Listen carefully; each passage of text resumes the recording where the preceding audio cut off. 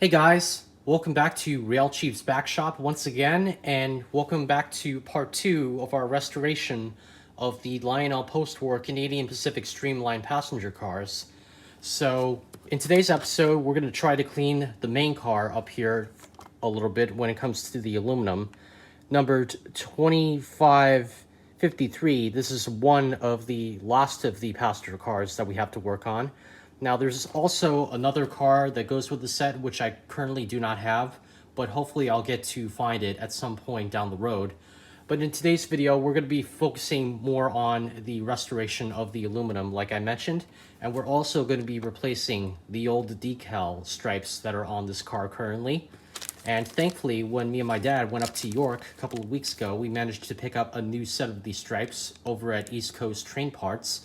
If you guys haven't heard of them before, I'll make sure to leave a link down below in the description. They have a really great inventory, and they really do know their stuff when it comes to restoring old Lionel post-war or modern MPC type locomotives. So for this project here, we're going to need a couple of materials, including this Goo Gone super glue removal. That's going to be for the stripes. We're also going to need our little handy aluminum polish, which you could find at Walmart as well as any other hardware store. We also, of course, need a little pair of latex gloves for this project. And then finally, we're going to need a rag to clean up the aluminum once we apply the polish to the entire car here. Alright, so first things first, before we can do anything else with this car, we got to disassemble it. There are actually 4 screws underneath of the car here, 2 on each side, just like with the other 2 passenger cars that we worked on in part 1. We also got to take the trucks out. We also got to take the lamp sockets out as well. And then finally, after everything is taken out of the bottom of the car here, we got to take the end caps out too. So what you're going to need is a plain old flathead screwdriver to do this, so let's go ahead and do that real quick.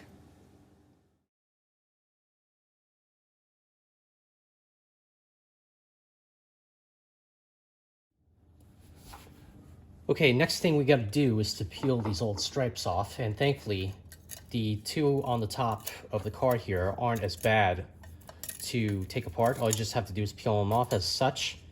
And then as for the bottom ones, these are actually the fake stripes that I applied using some adhesive paper that I got at Michael's for just like a few dollars. So this stuff is going to peel off very easily, and we don't have to worry about cleaning the bottom. So let's go ahead and flip this over. We'll peel this side off. There we go.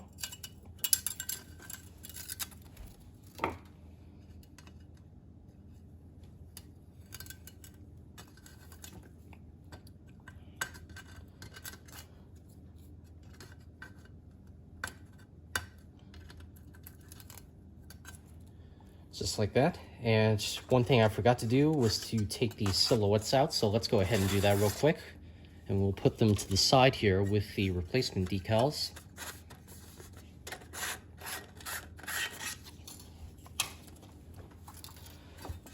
Alright, next up, all we have to do is clean the top part on each side of the aluminum here with the super glue removal. So let's go ahead and open it up and we'll get started. Okay, so here I have the super glue removal on the table here, and as you can see, I'm going to be wearing a mask for this because I'm not really too sure if this stuff is really safe to be breathing in. And this is the part where you're going to want to be wearing gloves here too, because if you have very sensitive skin, it's always a good idea to keep a pair of gloves on you, just in case anything goes south. So let's go ahead and open this up here. Figure out how you're going to do this.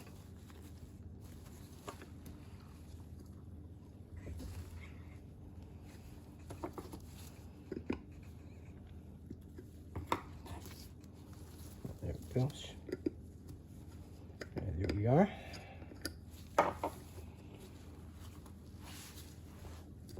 You also might want to wear a pair of goggles too, because you don't know if this stuff is going to be very sensitive to your eyes either. Just add a little dab on here. We'll wait about 1 to 2 minutes for this stuff to sink in. Then we'll go ahead and get our rag and we'll wipe the remains off. Okay, so we waited at least less.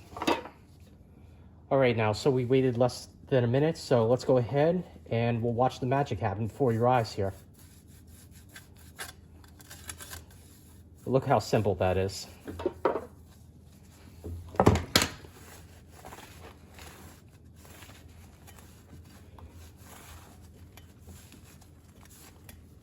Now we still have some dried up glue on this side, so let's go ahead and apply more of that stuff here before we go ahead and move on to the other side of the car body.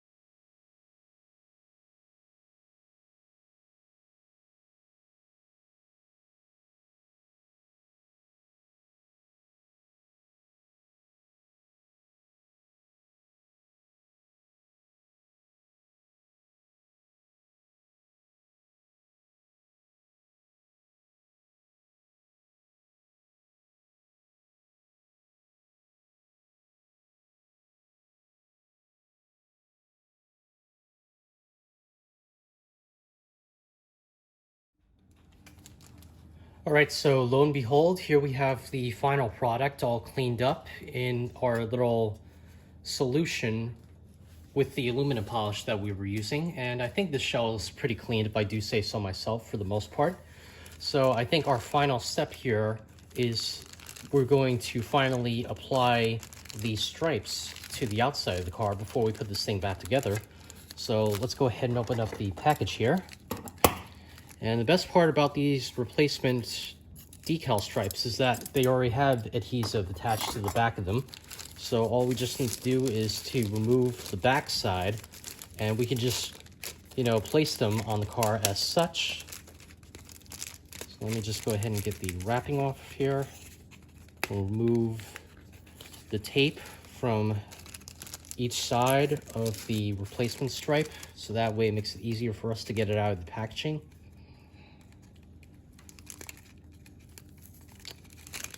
There we go, that's one.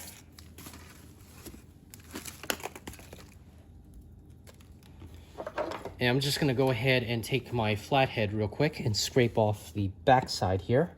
All right, there we are.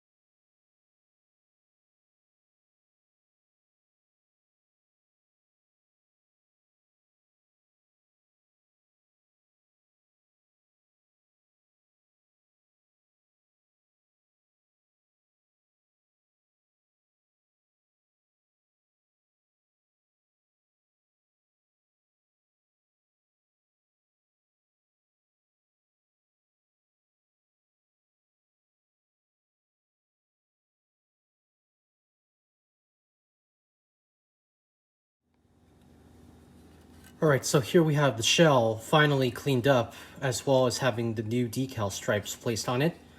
Now, the last thing, well, last but not least, the only other thing that we got to do here is to reassemble the car. We'll put the window strips back in. We'll reassemble the frame as well as the trucks and the light sockets.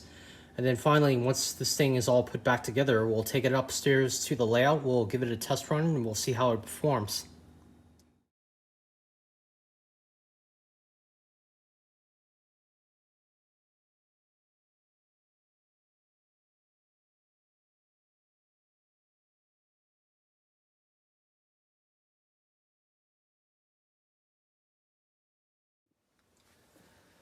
Okay guys, so here is our final look at the Canadian Pacific passenger car all put back together. But as you can see, just like with the other cars that we worked on, the aluminum polish adds a very nice shiny chrome finish to the outside of the car body here. And as you can see, we also installed the brand new Canadian Pacific decals on both sides of the car. We also have the end caps screwed back on to the outside. The window silhouettes have been put back inside. And we also have the lamp brackets as well as the trucks and couplers reinstalled to the bottom of the frame here. Now, before we go ahead and move on, please make sure to not call me out in the comments section below if I got the bottom nameplate wrong on this particular car here.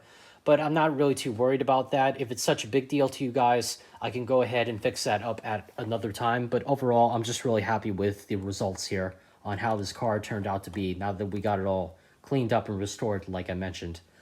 So now, the only thing that we got to do is to hook it up with the other two Canadian Pacific passenger cars that we worked on a little while back. So let's go ahead and take this car up to the train layout. We'll put it on the track, we'll apply power to the layout, and we'll take these cars around for a spin for a little while, and we'll wrap up the video from there. So let's go ahead and do that. Okay, so here we have the cars all hooked up on the layout, all sitting next to one another. But just look how beautiful these things look when the light starts to shine on them.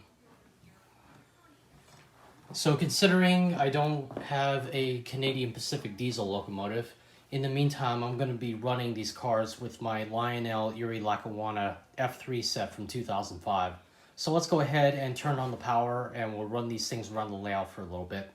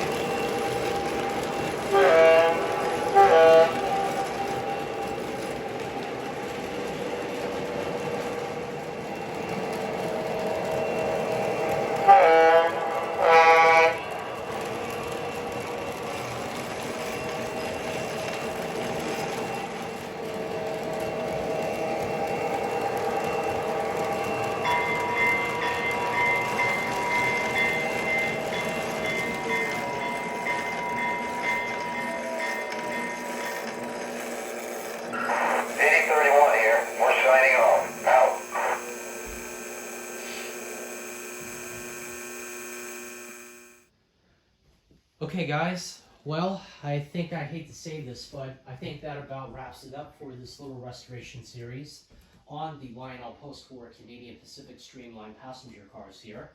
These are very beautiful, well-made passenger cars, and I'm very happy and honored to be the proud owner of these passenger cars here.